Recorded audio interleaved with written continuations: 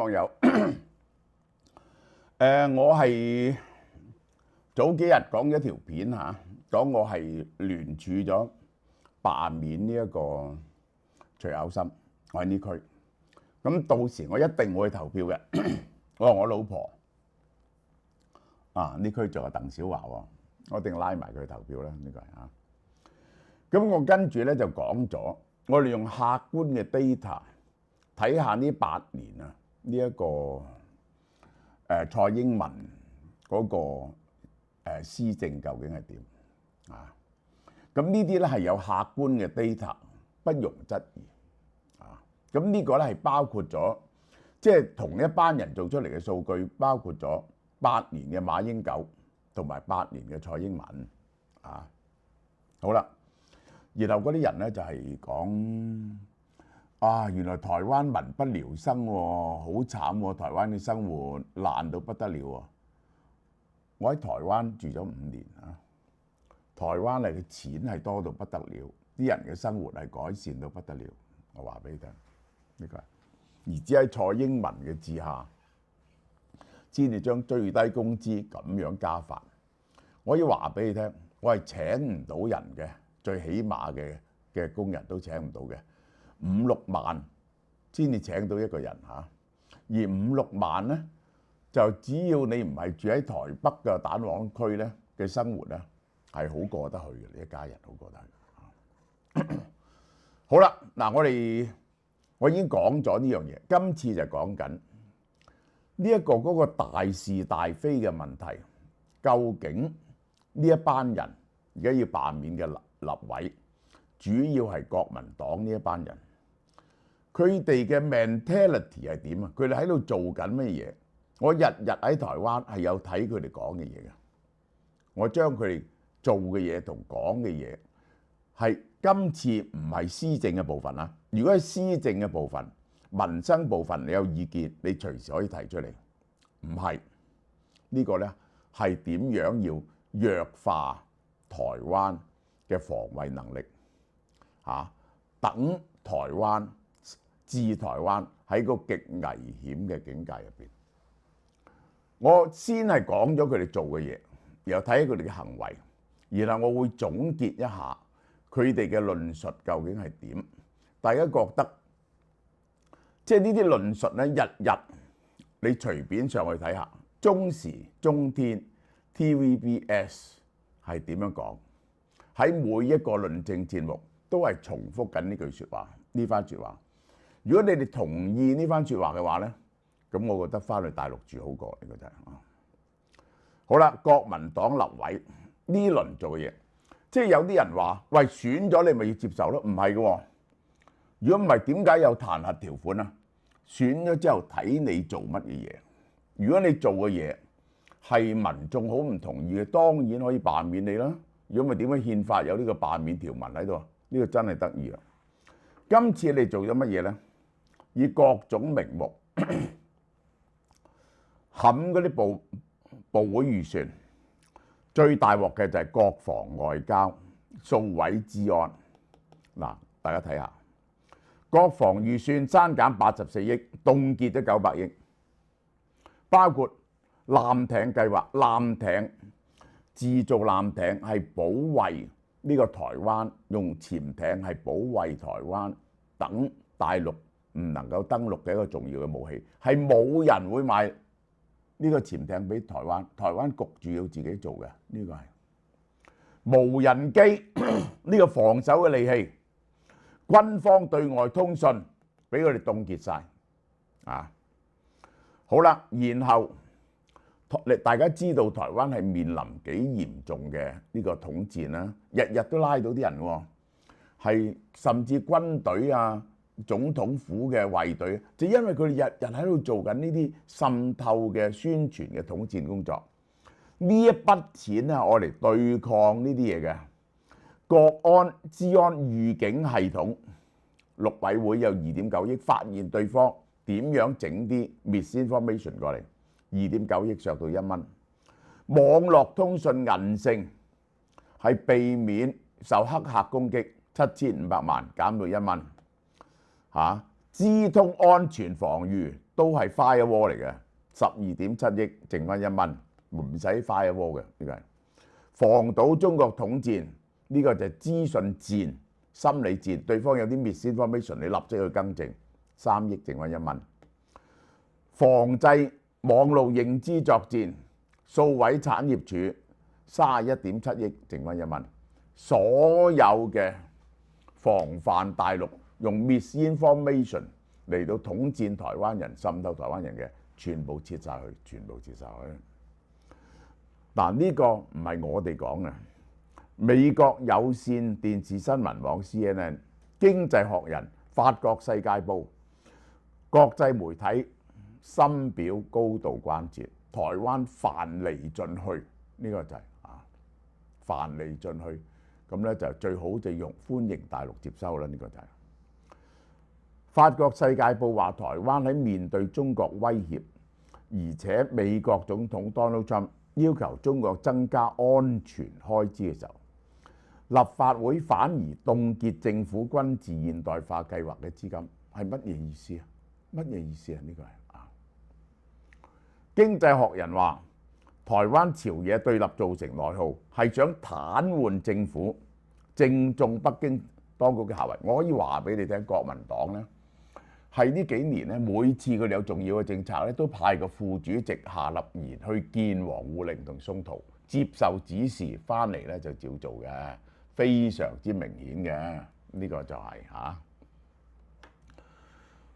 曹興誠1月22號號召全台罷免團體組成反共護台志工聯盟，嗰8警啊，都係叫嗰啲正藍軍。如果你係真正嘅國民黨人咧，你係要反共噶嘛？你係唔會贊成呢個台灣接受大陸嘅統治噶嘛？咁你應該要反對呢啲立法會嘅人喎。曹興誠話：曹白立委喺國會違憲亂政，狂刪預算，癱瘓政府，係中國利用國民黨弱化台灣統戰嘅結果。即係喺總統選輸咗之後咧，呢一個習近平嘅最高指示就利用喺立法會嘅多數嚟到拆除台灣嘅防衛機制。因此無論係武嚇又好，要你接受講和又好，甚至必要時發動武統嗰時，咪容易搞咯，係咪？呢個就係咁。好啦，嗰啲人係選咗，你知咧，台灣人咧好執重輪替嘅，所以8年蔡英文之後咧，佢覺得唔應該俾一黨獨大喎，所以立法會俾呢一個藍營攞到微弱嘅多數，但係嗰啲人支持呢一個國民黨攞到立法會嘅多數，並不話支持佢哋可以拆台灣嘅台，令到台灣置於危險嘅境界。佢哋認為一般嗰陣時，佢哋都認為國民黨係一個 reasonable 嘅政黨，佢哋都係為台灣好嘅，只不過同民進黨嘅政見唔同啫。但而家 proof 唔係咁咯，佢哋係被 mislead 咗啦。應該罷免嘅行動首要係罷免國會中違憲亂政嘅立法委員，係不分藍綠、不分黨派嘅。嗱，我講俾大家聽，2004年嗰次選舉啊，我過嚟對於呢一個國民黨輸咗咧，我感到非常之傷心喎。我仲係我阿叔係國民黨啲人嚟嘅，我啲親戚係喺台灣全部係國民黨啲人嚟嘅。全面罷免藍委嘅公民運動氣勢驚人，呢個係太陽花以來最重大嘅政治活動，有幾十位藍委面臨罷免，係台灣史上史無前例嘅大罷免。嗱，我哋睇睇佢哋嘅言行啊，我舉幾個俾大家睇下，然後我將佢哋嗰套理論，你唔需要質疑啊！你日日上去中時、中天、TVBS， 日日都係講緊呢啲嘢。呢班人日日都係講緊呢啲嘢。2024年11月24號出席國民黨全國代表賴清德係講呢一個台灣中華民國同中華人民共和國兩個係互不隸屬嘅主權國，佢話呢個咧係唔啱嘅嚇，即係咁咧，就台灣係要 under 中國咯，係咪？IORG 研究報告呢個最新出嘅，中國官媒抖音專係引用啲台灣人物嘅講嘅嘢，登喺佢哋嗰度嚟到攻擊民進黨政府，主要頭嗰20個係有朱立倫、黃國昌，呢個就係民進黨中國部指出，佢剪輯呢啲政論節目講嘅嘢，然後製成影音喺 TikTok 嗰度不停到上，洗台灣人嘅腦，而用嘅就係朱立倫呢啲人講嘅嘢。藍白立委提出好多絕對係親中嘅法案，譬如修改兩岸人民條例第29條離島建設條例，嗰啲離島可以點呢？呢個法案批評係俾中國資金、勞工、醫療直接進入離島，唔使跟中華民國嘅法規，佢哋中意點做就點做。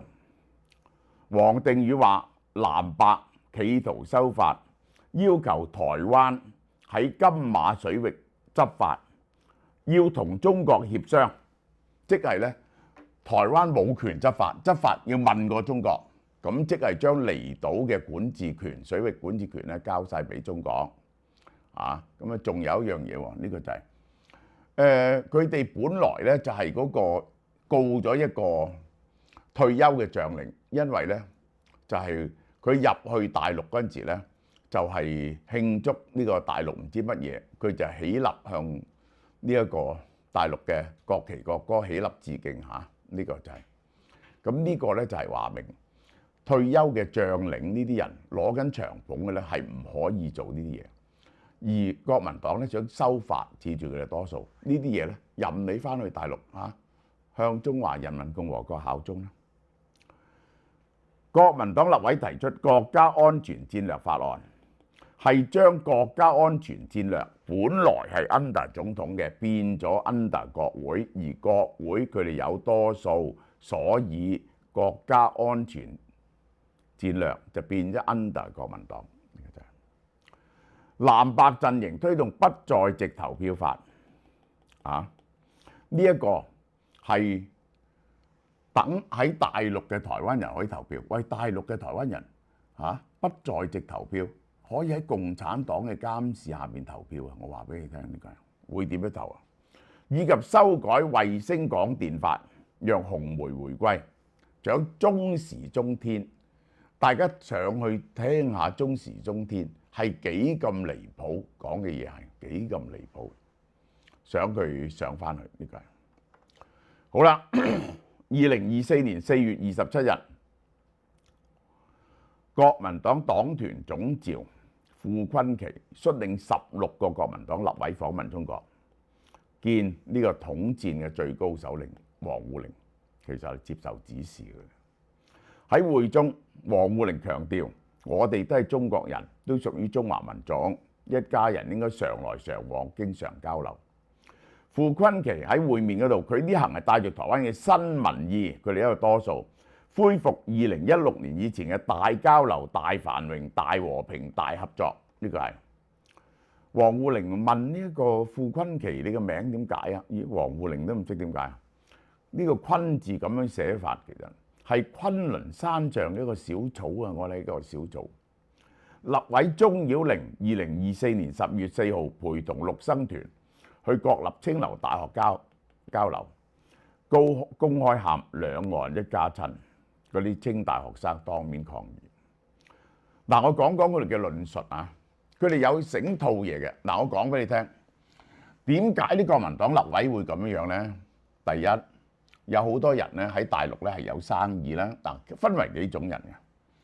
一種人咧就有大中華情意結，總之咧就覺得中國咧就應該統一，而中國咧而家咧就好強大，所以咧台灣咧就應該 under 中國嘅。咁呢啲係6-7% 人。好啦，有一部分咧就係同呢一個喺台灣有利益嘅，咁呢啲咧好多都係嗰啲台商啊，呢啲咁樣。第三類咧係受咗統戰嘅，好多嗰啲地方嗰啲公廟啊，嗰啲立法會委員啊，嗰啲 KOL 咧都係不停受呢一個大陸呢一個係國台辦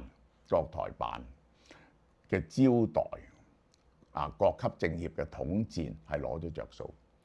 然後咧就仲有一啲民眾係乜嘢嘢咧？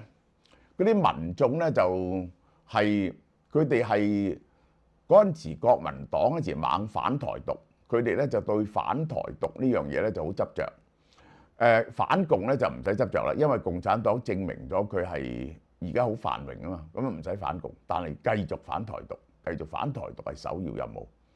而有啲人咧就因為咧就係咁樣對民進黨係有由衷嘅仇恨，呢個係呢啲咁樣嘅 combination 咧，夾埋咧係30幾個%，係國民黨嘅呢一派人嘅基本盤。嗱，我哋睇下佢哋嘅論述啊，我講講佢嘅論述俾大家聽。討論中國可能攻打台灣，佢哋咧就話點解中國可能攻打台灣咧？就因為民進黨引起嘅。郭台銘話中國對台灣嘅敵意係針對民進黨，民進黨否定兩岸和平共識，導致當前嘅緊急局勢。大家同唔同意呢樣嘢？即係咧好好笑，喺民進黨成立之前幾十年咧，共產黨已經話統一台灣，亦都有真係打台灣呢個炮戰幾次，關民進黨咩事咧？呢個係啊。只不過有一段時期咧就緩和咗啫，就因為咧嗰陣時要氹美國，同全世界想接軌啊。喺呢個鄧小平晚期，江澤民至到胡錦濤有段時期咧，佢點解同馬英九好啲咧？就因為咧嗰陣時嘅政策咧就係只要台灣唔好獨立就得，等佢落到台。但呢樣嘢咧，已經係喺習近平任內咧就打破咗，唔係防獨，而家係促統。唔該，你睇下習近平點講，統一係唔容許長期拖延落去嘅，而咧國民黨完全唔理呢樣嘢。第二，認為唔會打嘅，唔需要呢樣嘢，唔重要嘅。2024年民調61%，民眾認為中國喺未來5年打台灣嘅可能性不大，所以可以選國民黨嚟到輪替下嘅，因為根本唔會打，講咗幾十年打都唔打啦。佢唔知道習近平根本就喺度磨刀霍霍，同以前係唔同。如果唔係打台灣，使鬼做咁多航空母艦，做咁多潛艇，做咁多咁貴嘅武器咩？係咪？習近平就係要令中華民族偉大復興，其中一個關鍵就係吞併台灣、統一台灣。好啦，嗱，然後咧就散播呢班人咧，不停散播疑美論。你上去中時中天睇下，佢哋每日都講美國好亂，美國經濟衰退，美國就嚟毀滅，中國咧一日一日強大起上嚟啊！然後咧就係美國啲戰艦咧就好舊。唔夠中國打㗎啦，呢個就係呢個中國咧就一定係雄霸世界，日日講緊呢啲嘢嘅喎，日日講緊呢啲嘢喎。你上去中時中天講下，任何台灣嘅反抗行動啊，都係螳臂當車。美國唔會保護台灣，唔會派戰艦嚟，所以咧你哋去抵抗咧係冇用嘅啊！呢一個係。根本咧就攞嚟衰嘅啫，不如早日投降好過。其實成套嘢就係呢個馬英九講，此戰則終戰，一打就輸㗎啦。而台灣咧，美國炸帝支持台灣啫，好好笑，係專買啲舊武器俾台灣，係揾台灣笨。嗱，我可以講俾你聽。咁咧去到最近咧就係呢一個有10億、20億美金咧係。美國係送俾台灣喎，以前點解啲最先進武器唔能夠賣俾台灣呢？兩個原因，第一係台灣係咪絕對可靠呢？有幾多人係親中？會唔會將啲機密呢啲武器嘅機密洩漏咗俾大陸呢？呢個係 point number one 嚇。可會唔會揸架 F-35飛咗去大陸，俾大陸可以研究呢？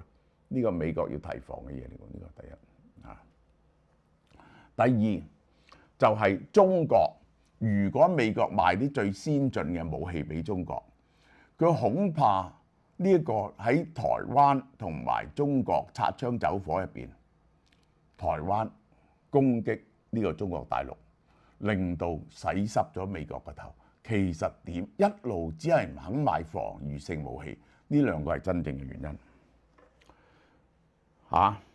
佢話台灣係棋子變成戲子，台積電討好美國嘅投名狀嚇。我哋最好咧，而家咧就係親中，呢個就係好啦。吳謙話：只要台灣嘅民進黨政府繼續推動台獨運動，兩岸難以實現和平，挑釁越多，滅亡越快。嗱，我講俾大家聽，而家去到點樣樣咧？以前咧就係你只要唔係台獨，咁即係點啊？我高舉中華民國得唔得啊？中華民國係大一統啊嘛，我個憲法包括大陸噶嘛。而家你試下舉支中華民國旗嘅青天白日滿地紅旗，喺網上只要邊個敢講中華民國呢個名，敢舉支青天白日滿地紅旗，都係台獨。唔贊成迅速統一嘅，全部變成台獨。呢一個就係咁樣嚟到威嚇，呢個就係到最後啊！啲人話：喂，國民黨你應該俾第二個黨派嘅存在。係，我哋需要第二個黨派嘅存在台灣，但係每個黨派都要建立喺一個共識上邊。超出咗呢個共識嘅黨派係唔能夠存在。國民黨最好將呢啲人排斥咗出去，就係有個 litmus test，你去問呢啲人，究竟台灣嘅前途啊係獨立啊，還是統一，還是自治？係唔係完全由台灣嘅2300萬人決定？你拎呢句説話去問國民黨啲人，冇人敢話係一個咁簡單嘅問題，因為大陸會覺得你係台獨，要由14億人溝埋你嗰2300萬人投票決定啊！你即管問每一個國民黨立委，冇一個人敢肯定話，只要台灣人唔贊成呢個統一，台灣就應該永久作為一個獨立實體嘅存在。呢個就係個測試。呢啲人係咪想賣台？好嘛？好啦，韓牛和牛6折啊！哇，有啲嘢抵到唔行嘅。我首先講呢一個啲貓山王啊，賣128蚊，我未試過買過咁平嘅。我話俾你聽，啲24 78蚊。呢啲日本呢隻好出名嘅卷蛋，88蚊開始啊，好好食嘅朱古力味啊！我哋啲湯35蚊，我未買過咁平嘅，一包湯35蚊。呢一個臨界魚油248蚊，嗰個魚油含分高到不得了，120粒食4個月，240幾蚊。呢啲健康禮盒。好好睇，好大體嘅紅心288蚊，仲有呢個半肉鋪108蚊啦，呢個窯燒煎餅118蚊，係完全超值，平到你唔信，大家快啲嚟幫襯。頂級1家韓牛，日本 A5 和牛全部6折平到你唔信嘅個價錢係，其他急凍食品就8折。我俾大家睇下幾平呢啲嘢。韓國呢個 TG 超臨界萃取魚油丸，呢個呢個魚油含量係最高嘅，120粒食4個月，450蚊減到248蚊，食4個月，60幾蚊一個月。呢個指定韓國健康食品禮盒啦，呢啲嘢係呢個紅心 Plus 呢啲禮盒好靚嘅，鞏力丸、紅心真液全部288蚊。哦，榴蓮平到你唔信啦！貓山王你會賣幾錢啊？清咗啲貴佢，我哋又等下季嚟。128蚊，有冇聽過啊？貓山王400克128蚊，D24 78蚊，呢價錢見都未見過嘅。D88 小甜甜78蚊，最貴嘅黑刺榴蓮得148蚊啫。呢個大煮系列養生湯啊，哇，好好飲！呢一個係齊晒啦，呢啲最好飲嗰啲係椰子雞啊，嗰啲乜嘢都有噶啦，呢個就未曾試過嘅，58蚊賣35蚊，逐包買翻去試下咯。台灣半肉鋪嘅原味肉鬆餅減到108蚊，呢個窯燒煎餅158蚊減到118蚊。呢隻好好食嘅日本蛋糕卷犀利咯！我食過，個個都話好食到不得了。呢個甜黃草莓蛋糕卷蛋糕198蚊減到108蚊。巨星卷蛋糕88蚊，草莓味彩虹櫻花卷98蚊，抹茶香橙檸檬朱古力最受歡迎88蚊，抵到唔行，大家快啲嚟買。我哋預備3月推新嘅產品清晒呢啲嘢先。